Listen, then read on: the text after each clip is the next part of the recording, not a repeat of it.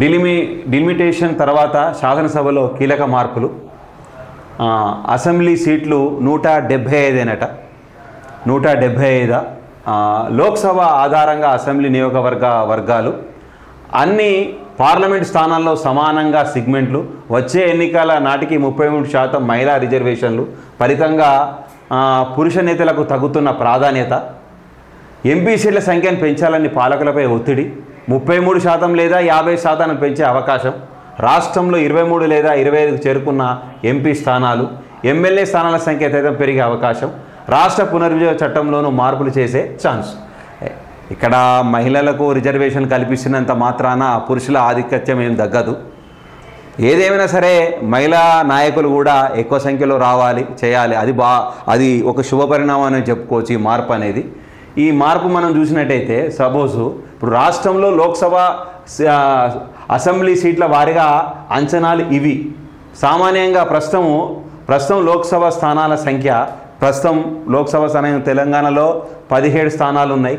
తర్వాత అసెంబ్లీ సిగ్మెంట్లు 119 స్థానాలు మనకు ఉన్నాయి ఇక్కడ సాధారణంగా. ఒకవేళ లోక్సభ స్థానాలు 23 అయితే అసెంబ్లీ స్థానాలు 161 అవుతుంది.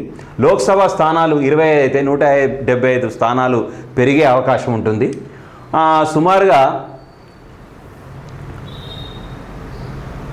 జనగణన తర్వాత దేశవ్యాప్తంగా నియోజకవర్గాల్లో పునర్విభజన చేసేందుకు కేంద్ర ప్రభుత్వం సిద్ధమవుతుంది. 2027లో నిర్వహించే ఈ జనాభా లెక్కల ఆధారంగా ఈ ప్రక్రియ చేపట్టనుంది. అయితే 2 ఏళ్ల క్రితం మహిళలకు 33% రిజర్వేషన్ కల్పిస్తూ లోక్సభ, రాజ్యసభ, కేంద్రం బిల్లును ఆమోదించింది.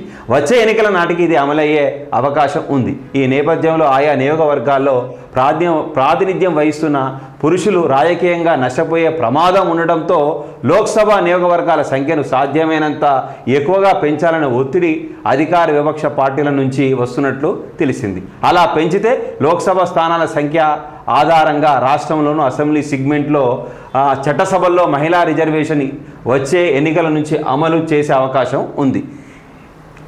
ఏం కాదు, లోక్సభ స్థానాల్లో గనక మహిళలు గనక ఎక్కువైనా వాళ్ళకి ఏదైనా నష్టమేం లేదు. వాస్తవంగా చెప్పాలంటే మామూలుగా పురుషుల కంటే కూడా అత్యంత న్యాయబద్ధమైనటువంటి పరిపాలన కూడా మహిళలే ఇస్తారు.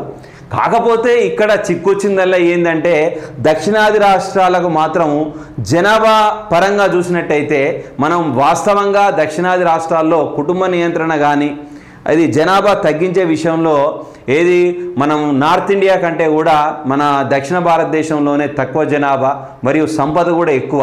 ఇక్కడ పరిస్థితి ఏమవుతుందంటే జనాభా లెక్కల ఆధారంగా చూస్తే వాళ్ళ స్థానాల సంఖ్య పెరిగి మనకు ప్రాతినిధ్యం తగ్గే అవకాశం ఉంటుంది. కాబట్టి అప్పుడు దక్షిణాది రాష్ట్రాల్లో తలకాయ నొప్పి అయితే ఉంటుంది. ఈ విషయంలో దక్షిణాది రాష్ట్రాల్లో ఉన్నటువంటి నాయకులు కానీ రాజకీయ నాయకులు కానీ మన రాష్ట్రాలు కానీ ఈ విషయంలో అసంతృప్తి వ్యక్తం చేయడం అనేది సహజంగా మనం చెప్పుకోవచ్చు.